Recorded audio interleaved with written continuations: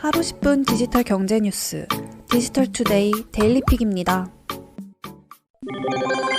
국내 모바일 게임의 대표 비즈니스 모델인 페이투원 구조에 불만을 가진 이용자들의 목소리가 높아지면서 국내 게임사들의 고민이 깊어지고 있습니다. 페이투원은 게임에서 승리하는 데 필요한 아이템을 현금으로 구매하는 구조를 말합니다. 돈을 쓸수록 게임 캐릭터의 능력이 높아지고 성능이 좋은 아이템을 얻을 수 있습니다. NC소프트는 지난 2017년 페이투원 시스템을 도입한 리니지 M을 선보이며 대박을 터뜨렸습니다. 이후 NC소프트는 물론 대다수 게임사들이 장르를 구분하지 않고 이 시스템을 도입했습니다. 하지만 이용자들은 경쟁을 부추기고 지나친 과금을 부르는 페이투원 구조를 도입한 게임을 비난하고 외면하기 시작했습니다. 최근 NC소프트가 출시한 트릭스터 M과 블레이드 앤 소울 2를 통해 확인됐습니다. 이용자들의 실망은 NC소프트 주가에도 드러났는데 블레이드 앤 소울 2 출시 이후 NC소프트의 주가는 연속 하락하며 약 4조 원이 증발했습니다. 이에 NC소프트는 사과문을 발표하고 시스템을 개편하는 등 이용자를 사로잡기 위해 총력을 다하고 있습니다. 업계에서도 획일화된 BM의 변화가 필요하다는 목소리가 나오고 있습니다. 국내 모바일 게임이 글로벌로 진출하기 위해서도 새로운 시도가 필요한 상황입니다.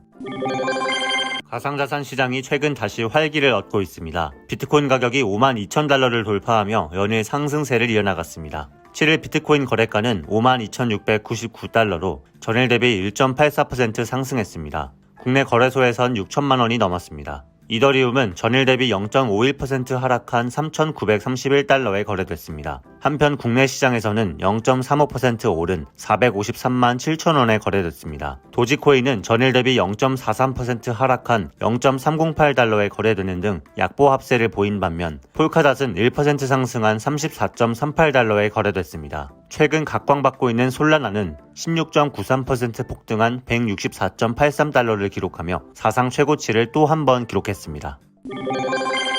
애플을 필두로 아마존, 구글, 페이스북, 테슬라, 바이두 등 주요 글로벌 빅테크 기업들이 자체 설계하거나 직접 개발한 칩셋 확보를 서두르는 모습을 보이고 있습니다. 외부에서 범용 반도체를 공급받는 것보다 자체 개발한 반도체를 쓰는 것이 서비스에 최적화하는 것은 물론 중장기적으로 더 나은 이익을 확보할 수 있다는 판단입니다.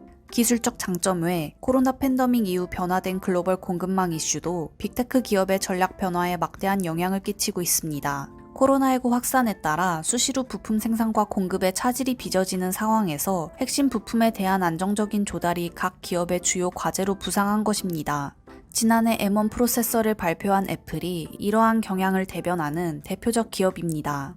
테슬라 역시 2019년부터 자율주행 컴퓨터를 자체 개발했고 최근에는 슈퍼컴퓨터용 D1 칩까지 직접 설계했습니다. 구글, 아마존, 바이두, 페이스북도 자체 모바일 프로세서를 직접 개발하거나 설계를 시작했습니다. 다만 이들 빅테크 기업들이 칩셋 연구개발과 설계는 진행하지만 생산까지 맡지는 않습니다. 삼성과 TSMC 같은 글로벌 파운드리 기업들이 이들 칩셋 생산을 맡고 있으며 관련 투자를 빅테크 기업과 공동으로 진행하고 있습니다.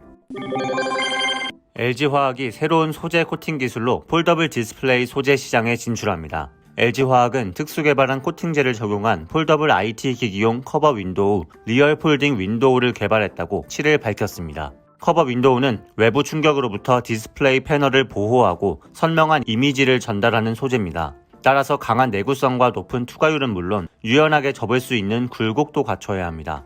LG화학이 이번에 개발한 리얼 폴딩 윈도우는 얇은 플라스틱의 일종인 페트 필름 양면에 새로운 소재를 수십 마이크로미터 두께로 코팅해 내열성과 기계적 물성을 보완한 소재입니다. 기존 강화 유리보다 두께가 얇지만 경도는 동일합니다. 화면이 깨지는 크랙 현상도 없으며 접힌 부위에 발생하는 주름도 개선했습니다. LG화학은 이 소재가 폴리아미드 필름보다 유연성이 높아 20만 회 이상 접기를 반복해도 내구성이 유지된다고 설명했습니다. LG화학은 내년까지 양산 준비 체제를 갖춘 후 2023년부터 본격적인 제품 판매에 나섭니다.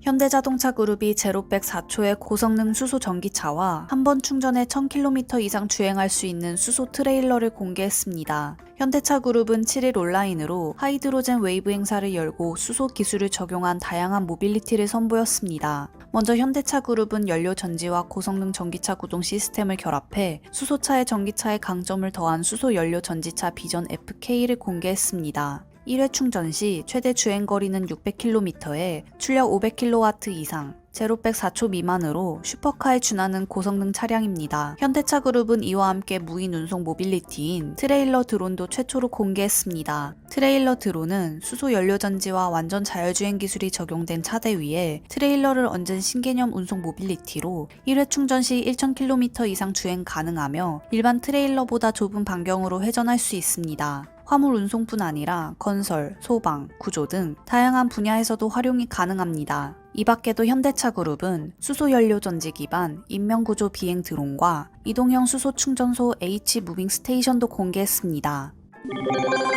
폭스바겐이 자율주행 스타트업 아르고 AI와 함께 개발한 자율주행 승합차 ID. 버즈 시제 차량을 공개했습니다. 프랑크푸르트 국제 모터쇼 행사에서 공개된 시제 차량은 폭스바겐 전기차 플랫폼인 맵 플랫폼을 기반으로 만든 전기 승합차입니다. 전반적인 디자인이 각진 형태를 제외하면 과거 70년대 폭스바겐 미니버스의 디자인을 이어받았습니다. 여기에 아르고 AI가 카메라와 라이다 등 자율주행에 필요한 센서와 온보드 컴퓨터 등 각종 기기를 통합했습니다. 폭스바겐은 ID. 버즈 기반 자율주행 시제 차량은 도심용 자율주행 셔틀 용도나 근거리 배달용으로 사용할 계획입니다. 폭스바겐과 아르고 AI는 오는 2025년까지 운전자 탑승 없이 도심주행이 가능한 자율주행 차량 개발을 목표로 하고 있습니다.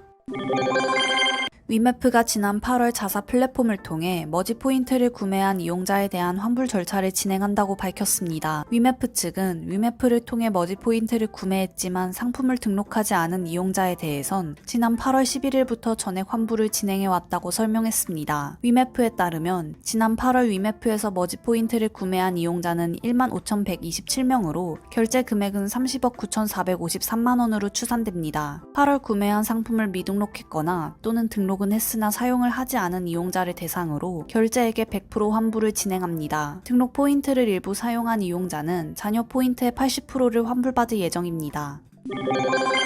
행정안전부는 코로나 상생 국민지원금 온라인 신청 첫날인 지난 6일 전 국민의 10%에 가까운 507만 명에게 1조 2,666억 원이 지급됐다고 밝혔습니다. 시행 첫 주에는 출생연도 끝자리에 따른 요일제가 적용돼 출생연도 끝자리가 1과 6인 지급 대상자들이 신청했습니다. 신청 이틀 뒤 포인트 충전이 됐던 작년과 달리 올해는 신청 다음 날 바로 지원금이 지급됩니다. 지급 수단별로는 신용카드, 체크카드가 463만 명, 1조 1,566억 원으로 91.3%를 차지해 가장 많았습니다. 지역별 신청 인원은 경기가 139만 명, 3,468억 원으로 가장 많았고 이어 서울 89만 명, 2,231억 원, 인천 34만 명, 850억 원, 부산 33만 명, 833억 원 등 순이었습니다. 국민지원금은 소득 하위 88% 국민에게 1인당 25만 원씩 제공됩니다.